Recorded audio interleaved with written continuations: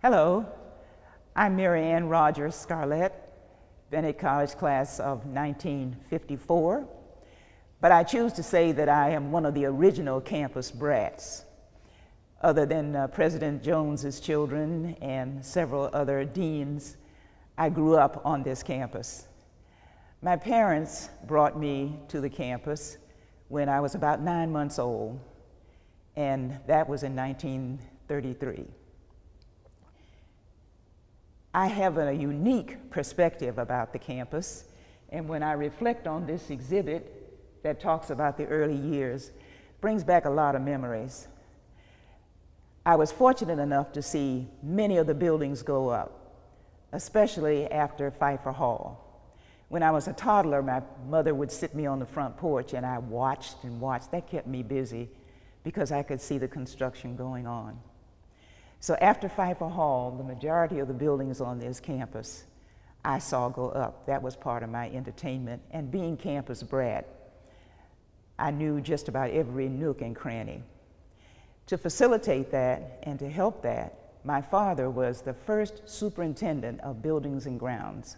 President Jones hired him in 1929 as a maintenance person. And then in 1931, he became the first superintendent of buildings and grounds. And at that time, the campus was small. We did not have the massive buildings that you see, but the quad and the beginnings of this beautiful Georgian Revival architectural campus that we have today had its beginnings. We are in Steele Hall, and I have a lot of fond memories about Steele Hall.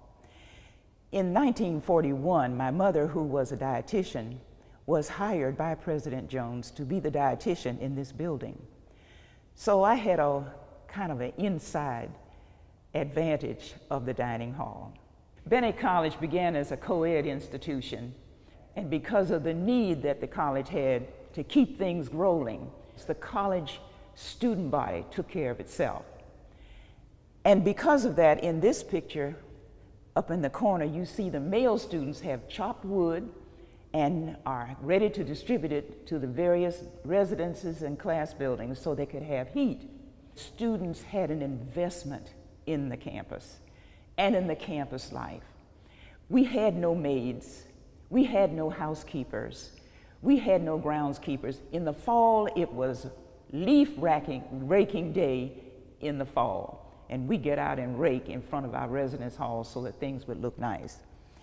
And in this picture, you see a vast span of ages among the student body, because Bennett had a high school component up until 1929, when James B. Dudley High School was built.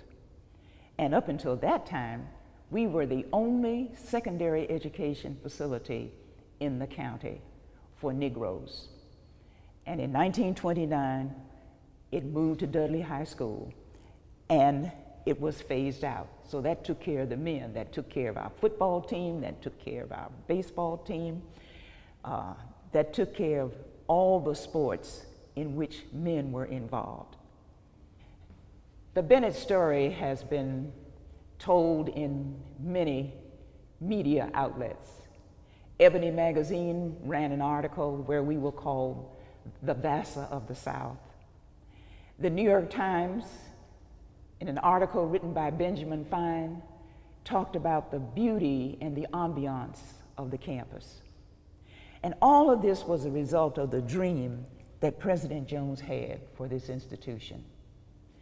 The perfect symmetry. You can stand in the front door of the president's house and look directly into the front door of the chapel. And the rationale behind that was that a life that has balance and symmetry, a life that is permeated with the beauty of simplicity, is a life that will be well lived. So President Jones had as his mission to create an environment of learning that not only focused on the individual student and her needs, but also to prepare the student to make a tremendous contribution to the world of which she would be a part when she graduated from Bennett College.